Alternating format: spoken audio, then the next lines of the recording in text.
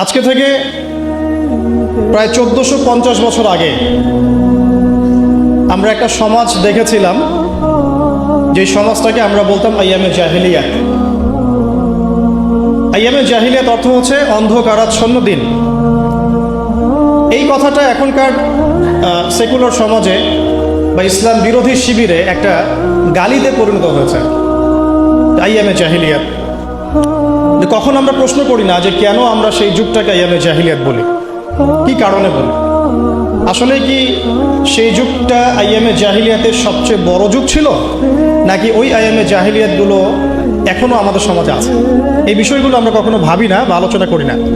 গল্পের শুরুটা এখান থেকে করছি যে ওই সমাজটাকে আমরা আইয়ামে জাহিলিয়াত বলছি মূলত 5টা কারণে। একটু মনে রাখার চেষ্টা করবো ইনশাআল্লাহ। 1 নম্বর কারণ ছিল শিরক, আল্লাহ পাকের তাওহীদের সাথে, একত্ববাদের সাথে অংশীদার সাব্যস্ত করা, শিরক। আমাদের ইউনিভার্সিটিতে শিরক নামে কোনো চ্যাপ্টার নাই, কোনো ফ্যাকাল্টি নাই। আল কোরআনুল কারীমে আল্লাহ পাক বলেছেন, ইন্নাশ শিরকা লাযুলমুন আযীম। পৃথিবীতে সবচেয়ে বড় জুলুমটাই হচ্ছে শিরক।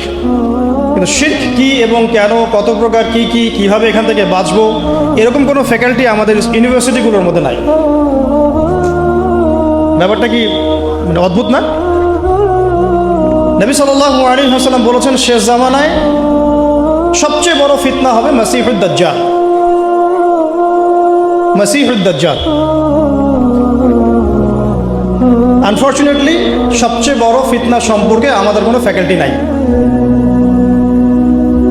অথচ নবী সাল্লাল্লাহু আলাইহি ওয়াসাল্লাম বলেছেন যে পৃথিবীতে আদম আলাইহিস সালাম থেকে শুরু করে শেষ নবী মুহাম্মদ সাল্লাল্লাহু আলাইহি ওয়াসাল্লামের উম্মত পর্যন্ত দাজ্জালের চেয়ে ভয়ঙ্কর কোনো ফিতনা আসে নাই, আসবেও না। কিন্তু আমাদের কোনো ফ্যাকাল্টি নাই দাজ্জাল কে, কেন, কিভাবে, কোথা থেকে আসে, উৎপত্তি কি, তার ফাংশন কি, তার রোলটা কি হবে, কিভাবে সে ফিতনা ছড়াবে, তার ফিতনাগুলো কেমন হতে পারে, ইত্যাদি ইত্যাদি। তো যেটা বলছিলাম যে বড় বড় বিষয়গুলো নিয়ে আমাদের কোনো ফ্যাকাল্টি নাই। এটা অদ্ভুত না?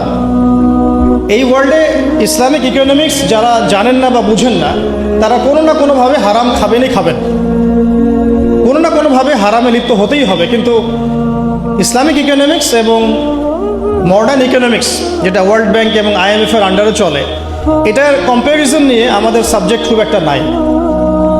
আজকে আপনারা সব স্টুডেন্ট, তাই আমি কিছু একাডেমিক কথা বলবো ইনশাআল্লাহ। তো শুরুটা গল্প থেকে যদিও করেছি, আমার টপিকটা কিন্তু একাডেমিক।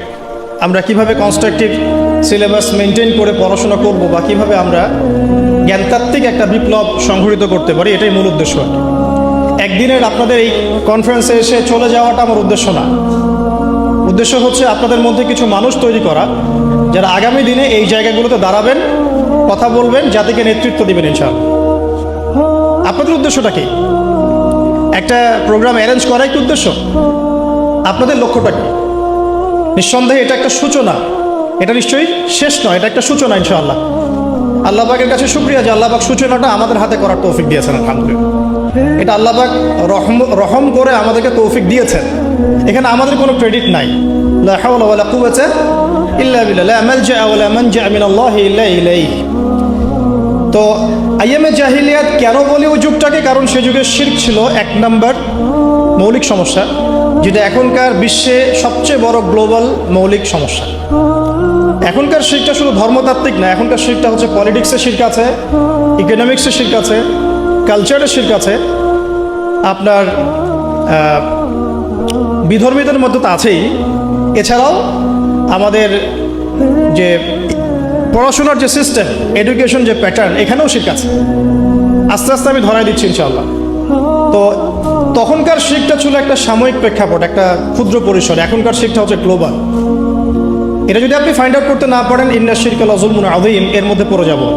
আর সূরা মাঈদার মধ্যে অন্য একটা আয়াতে আল্লাহ পাক বলেছেন যে ব্যক্তি মানে শিরকে লিপ্ত হচ্ছে, ইন্নাহু মান ইউশরিক বিল্লাহ ফাকাদ হারামাল্লাহু আলাইহিল জান্নাহ, আল্লাহ পাক তার জন্য জান্নাতকে হারাম করে দিয়েছে। নাউযুবিল্লাহ। যে ব্যক্তি শিরকে লিপ্ত হচ্ছে, আল্লাহ পাক তার জন্য জান্নাতকে হারাম করে দিচ্ছেন। ওয়া মাওয়াহুন নার, তার জন্য আবাসস্থল হবে জাহান্নাম। ওয়া মা লিয-যালিমিনা মিন আনসার, জালেমদের জন্য কোনো সাহায্যকারী নাই। এখানে শিরকারী ব্যক্তিকে আল্লাহ পাক জালেম বললেন, কারণ ইন্নাশ শিরকা লাযুলমুন আযীম। এই জন্য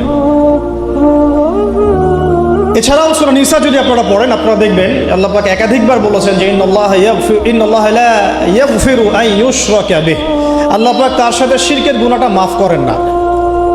ওয়া ইয়াগফিরু মা দুনা যালিকা লিমান ইয়াশা, আল্লাহ পাক এছাড়া যে কোনো গুনাহ যাকে ইচ্ছা মাফ করতে পারেন। যত বড় গুনাহ আমরা করি না কেন আল্লাহ পাক মাফ করতে পারেন ইনশাআল্লাহ। কিন্তু শিরকের গুনাহ নিয়ে কেউ যদি কবরে চলে যায়, নাউযু বিল্লাহি মিন যালিক, তাহলে এটা ক্ষমা হবে না, এটা স্পষ্ট। তাহলে এটা নিয়ে আমাদের কনসিয়াস থাকা উচিত ছিল, কিন্তু আনফর্চুনেটলি আমাদের 15 বছরের শিক্ষা সিলেবাসে শিরক নামে কোনো কিতাব নাই। পড়েছেন কি কখনো? পরীক্ষা দিয়েছেন? Assignment private? সুবহানাল্লাহ, মুসলিম কান্ট্রির শিক্ষা ব্যবস্থা আস্তে আস্তে আসতেছে ইনশাআল্লাহ। শুরুতেই গলা টিপে ধরা যাবে না, তাই না? আস্তে আস্তে ইনশাআল্লাহ। দ্বিতীয় প্রবলেম ছিল রিবা। রিবা রিবা মানে কি? মাশাআল্লাহ, আপনারা তো জানেন। তো তখনকার সুদটা ছিল আবু জেহেল আবু লাহাবদের দারুন নাদওয়া কেন্দ্রিক। দারুন নাদওয়া মানে হচ্ছে তৎকালীন সময়কার পার্লামেন্ট আর কি, এখনকার অনেকটা ইউনাইটেড নেশনসের মতো। সরাসরি নামটা নিলাম কেন? কারণ দারুন নাদওয়া যা হতো ইউনাইটেড নেশনস এখন তাই হয়, কোনো পার্থক্য নাই। তো দারুন নাদওয়া কেন্দ্রিক অর্থনৈতিক একটা ব্যবস্থা ছিল। তো সেখানে মূল ভিত্তিটা ছিল রিবা। আর এই রিবা ছিল কয়েকটা সেক্টরে, মানে কয়েকটা প্রকারভেদ ছিল এখানে। কিন্তু এখনকার গ্লোবাল যে রিবা, এখানে এত প্রকারভেদ আছে যেটা বোঝাতে হলে আপনাকে একদিন একটা ফুল ডে সেমিনার করতে হবে অনলি অন রিবা। এত ক্যাটাগরিজ আছে, এত প্রকরণ আছে, যেটা আমি 2 ঘন্টায় বলে শেষ করতে পারবো না। সারাদিন সময় লাগবে, 3-4টা সেশন লাগবে। এমনকি ঈদের আগের দিন আপনারা যে টাকাগুলো কিনছেন, বেশি টাকা দিয়ে কচকচা টাকা নিচ্ছেন, এর মধ্যে রিবা আছে।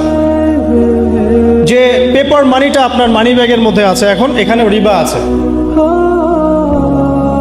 যে মনিটরি সিস্টেমটার মধ্যে আমরা আমাদের সেন্ট্রাল ব্যাংকগুলোকে ফাংশন করেছি, এর মধ্যে রিবা আছে। যে ওয়ার্ল্ড ব্যাংক থেকে লোন নেওয়ার জন্য আমরা উঠে পড়ে লেগেছি, এর মধ্যে রিবা আছে। যে ইলেকট্রনিক মানি আপনি বায়বীয়ভাবে পাস করছেন, এক্সচেঞ্জ করছেন, কেনা বেচা করছেন, এর মধ্যে রিবা আছে। রিবার এত ক্ষেত্র আছে যেটা আসলে সংক্ষিপ্ত সময় বোঝানো সম্ভব না। শুধু এতটুকু বলবো, ওই জামানা রিবা ছিল একটা নির্দিষ্ট ক্ষেত্র বিশেষে। এখনকার রিবা হচ্ছে পুরো গ্লোবাল ইকোনমিক সিস্টেমটাই দাঁড়িয়ে আছে অন দ্য বেসিস অফ রিবা। আল্লাহ পাক আমাদেরকে বোঝার তৌফিক দান করুন। আর আপনারা খুব ভালো করেই জানেন রিবা এর 70 বা 73টা পাপের শাখা আছে। তার সবচেয়ে নিচের শাখাটা কি? নিজের মাকে বিয়ে করা। আমরা সবাই কম বেশি নাউযু বিল্লাহি মিন যালিক এই পাপের সাথে সম্পৃক্ত। আর সবচেয়ে মজার ব্যাপারটা দেখেন, আমাদের এই 15-20 বছরের যে এই এডুকেশন সিস্টেম, মানে প্যাটার্নটা আমাদের এখানে the comparison between Islamic economics and world economics এমন কোনো সাবজেক্ট আপনার নাই আছে? 15 বছরে পড়েছেন ভাই? অনেস্টলি বলেন। আপনারা যেখানে বসে আছেন, আমিও একসময় ওখানে বসেছি আমরাও। তো এই সিলসিলাটা কিন্তু আমরাও পার করেছি, এসএসসি, এইচএসসি, অনার্স, মাস্টার্সের ব্যাপারগুলো। এই পুরো 15 থেকে 16 বছরে বা আরও বেশি 18 বছরে the comparison between Islamic economics and the world economics এরকম কোনো সাবজেক্ট আমরা পড়ি নাই। শিরকের উপর কোনো সাবজেক্ট আমরা পড়ি নাই। দাজ্জাল তো আলোচনাই নাই, এটা তো মিম্বর থেকে উঠে যাচ্ছে আস্তে আস্তে। ইনস্টিটিউশন এটা কীভাবে আলোচনা হবে? 2-4 জন যারা কথা বলে এদেরকে মানুষ পাগল মনে করে, আর একটু পাগল মনে করে, আর কোনো সাবজেক্ট পায় না, এগুলো সাবজেক্ট নিয়ে কথা বলতেছে। অথচ ওয়ার্ল্ডের সবচাইতে ভাইটাল সাবজেক্ট হচ্ছে দাজ্জাল। জেরুজালেম থেকে যে খেলাফা সারা ওয়ার্ল্ডে কায়েম হবে সামনে, এটার প্রথম আদু মানে শত্রু হচ্ছে দাজ্জাল নিজেই। তার সাথেই ব্যাটলটা হবে। তাকে হত্যা না করা পর্যন্ত জেরুজালেম থেকে সারা ওয়ার্ল্ড ওয়াইড ইসলামিক খিলাফা বা ইসলামিক শাসন ব্যবস্থা বাস্তবায়িত হবে না। তাহলে আমাদের সবচেয়ে বড় এনিমির সাথে আমাদের বোঝাপড়ার জন্যে তার সম্পর্কে তো জানাশোনার দরকার ছিল একটু, নাকি? শত্রু সম্পর্কে যে জানে না, সে কি শত্রুকে ডিফিট করতে পারবে? বরং সে ডিফিটেড হবে। এটাই হয়ে আসতেছি আমরা। আপনারা আরবের চিত্রগুলো একটু দেখেন কি হচ্ছে। ইশারা দিলাম, বাকিটা আপনারা বুঝে নেন। 3 নাম্বার প্রবলেম ছিল মাদক। মনে থাকবে তো ইনশাল্লাহ? 1 নম্বরটা কি ছিল? 2 নম্বর, 3 নম্বর খামর মাইসির, মাদক এবং জুয়া। মানে এখন ধরলাম মাদক। তো এই মাদক আর জুয়ার এই প্রবলেমটাকে আপনি যদি একটু গ্লোবালি এখন মিলান, বলেন এটা কি বেড়েছে না কমেছে? শুধু একটা নির্দিষ্ট ক্ষেত্রে আছে, মক্কার মধ্যে না, সারা ওয়ার্ল্ডে। এই যে এখন ফোনে ফোনে জুয়া, ফোনের মধ্যে জুয়া, বাইরে জুয়া, IPL-এ জুয়া, BPL-এ জুয়া, ক্রিকেটে জুয়া, ফুটবলে জুয়া, সব জায়গায় জুয়া চলছে। ইভেন ফোনের মধ্যেও জুয়া, অনলাইনেও জুয়া, রাইট, অনলাইনেও জুয়া। আর মাদকের কথা বাদ দিলাম, আগে তো না হয় মানুষ কিছু মাদক খেয়েছে, যেই মাদক সম্পর্কে আল্লাহ পাক সার্টিফাই করেছেন যে ওই মাদকের মধ্যে কিছুটা কল্যাণ আছে। আয়াতটা পড়ে দেখেন, সূরা বাকারায় আছে, ইয়াসআলুনাকা আনিল খামরি ওয়াল মাইসির, তারা তোমাকে খামর এবং মাইসির সম্পর্কে জিজ্ঞাসা করে। কুল ফীহিমা ইসমুন কাবীর ওয়া মানাফিউ লিন-নাস, বলো সেখানে যা আছে তার বেশিরভাগই হচ্ছে নোংরামি, পাপ, খারাপ, কিন্তু কিছুটা উপকারিতা আছে। এটা কিন্তু কোরআনে আছে। আর এখনকার মাদকগুলো এত ডেঞ্জারাস যে আপনাকে হিপনোটাইজ করে ফেলতে পারে। এমনও মাদক বের হয়েছে যেটা খাওয়ার প্রয়োজন নাই, শুধু তার দিকে যদি একটু ফু দেয়, উপাদানটা দিয়ে একটু ফু দেয়, সে অলরেডি হিপনোটাইজড হয়ে যাবে। সে নিজেই তার চেইন, সোনা দানা, মানি ব্যাগ বের করে দিয়ে দিবে মানুষ। এটাও একটা ওয়ান কাইন্ড অফ মাদকের মধ্যে। তো এখন এটা গ্লোবাল সমস্যা। আমি আপনাদেরকে বোঝাতে চাচ্ছি যে কম্প্যারিজনটা খুব বেশি বেশি দরকার, যে আমরা কি আসলে আইএমএ জাহিলিয়াত থেকে বের হতে পেরেছি কিনা। গল্পটা একটু ছোট হলেও মেসেজগুলো অনেক ডিপ। 3 নম্বর হচ্ছে, এটা 3 বললাম না, 4 নম্বর হচ্ছে নারী জাতির অবমাননা। এটা ছিল আইএমএ জাহিলিয়াতের সুন্নত। সুন্নাহ মানে আদর্শ, এই জন্য বললাম সুন্নত। আইএমএ জাহিলিয়াতের সুন্নত, মেয়েদেরকে জীবন্ত কবর দেওয়া হতো।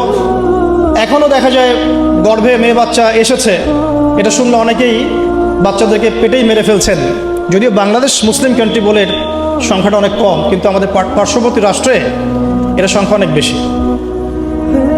মেয়েদের বৈবাহিক অধিকার দেওয়া হতো না, সম্পত্তির অধিকার দেওয়া হতো না। তো এখন বা এটা কোথায় হচ্ছে? বিবাহ বহির্ভূত সম্পর্কে এখনকার সমাজ জর্জরিত। জিনা এখন সমাজে প্রকট, ব্যভিচার প্রকট। এখনকার সমাজে মেয়েদের সম্পত্তির অধিকার পর্যন্ত আমরা নিশ্চিত করতে পারি নাই। এমনকি শিক্ষার অধিকারটুকু কিন্তু অনেক ক্ষেত্রে নিশ্চিত হয় নাই। আর তারা যদি শিক্ষা অর্জন করতে ঘরের বাইরে আসে, তাদের নিরাপত্তা কিন্তু নিশ্চিত হয় নাই। হয়েছে কি? ধর্ষণ কি বেড়েছে না কমেছে? আপনারা সবাই সাক্ষী এগুলো। আদম শুমারির মতো যদি কোনো সতীত্ব শুমারি করতে পারে বাংলাদেশে কেউ, সে দেখবে যে বাংলাদেশে অনার্স পড়ুয়া বহু ছেলে মেয়ে অনার্স শেষ করার আগেই তাদের সতীত্ব নষ্ট করে ফেলছে।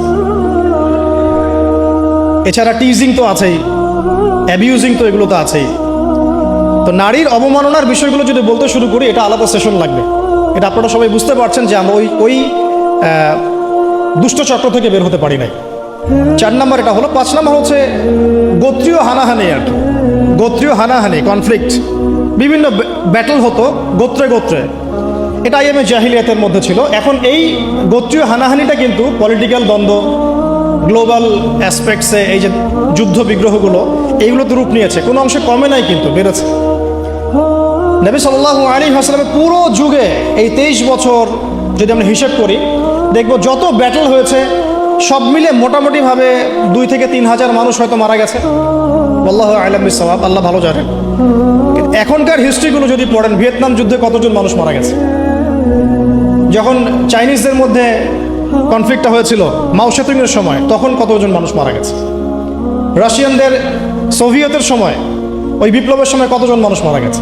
আচ্ছা, ফার্স্ট ওয়ার্ল্ড ওয়ারে আসেন, কতজন মানুষ মারা গেছে। সেকেন্ড ওয়ার্ল্ড ওয়ারে আসেন, কতজন মানুষ মারা গেছে। কতজন না, কত কোটি।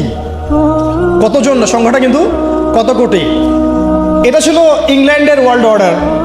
তো ইউএসএর যে ওয়ার্ল্ড অর্ডার, যখন সে পৃথিবীতে আসছে অ্যাজ এ রুলিং স্টেট, তখন সারা বিশ্বে যত যুদ্ধ বিগ্রহ হয়েছে, এর মধ্যে কত লক্ষ কত কোটি মানুষ মারা গেছে।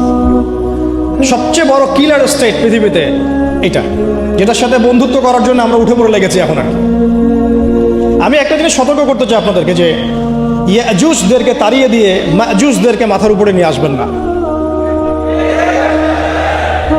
ইশারা দিয়েছি, এটা রূপক অর্থে বলেছি।